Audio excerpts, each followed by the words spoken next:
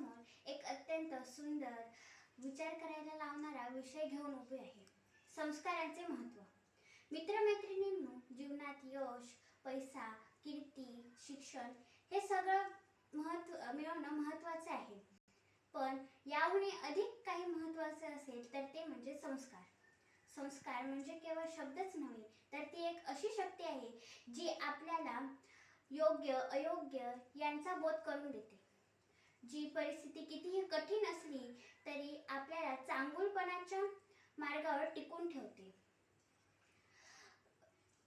आपल्या लहानपणी आई आपल्याला शिकवते, बाळा, मोठ्यांना नमस्कार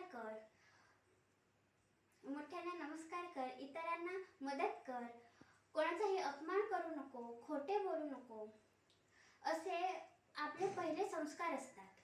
वडिलांकडून आपण कर्तव्यनिष्ठा शिकतो, शिक्षकांकडून शिस्त शिकतो आणि समाजातून आपल्याला सहकार्य, जबाबदारी आणि आदर शिकायला मिळतो.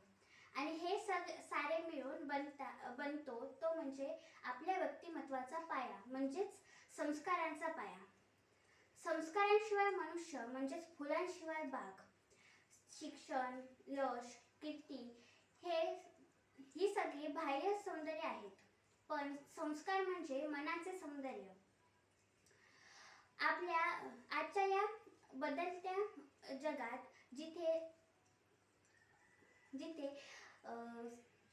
भौतिक, मोबाईल, इंटरनेट यांसारख्या सुखांचा पाऊस आहे, तिथे मनुष्य यशस्वी होत असला तरी त्याच्या मनातील शांतता हरवत चालली आहे का?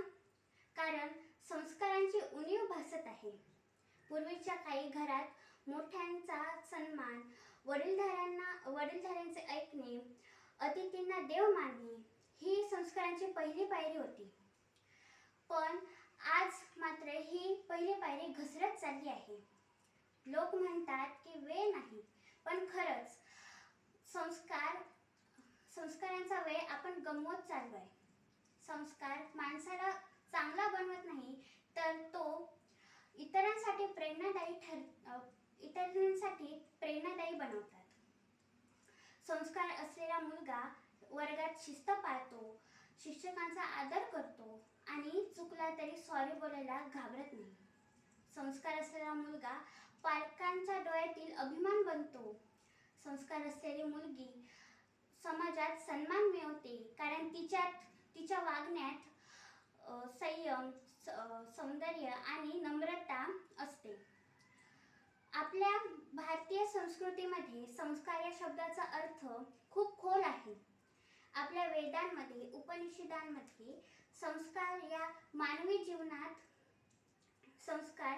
मानवी जीवनात अत्यंत महत्त्वाचा अलंकार आहे. आपला भारत देश संस्कारांनीच ओळखला जातो. संस्कृती ही आपली ओळख आहे, पण संस्कार हे तिचे सौंदर्य आहे. मित्रमैत्रिणींनो, संस्कार म्हणजे बाहेरून लावण्याची गोष्ट नाही, तर ती आतून जपण्याची गोष्ट आहे.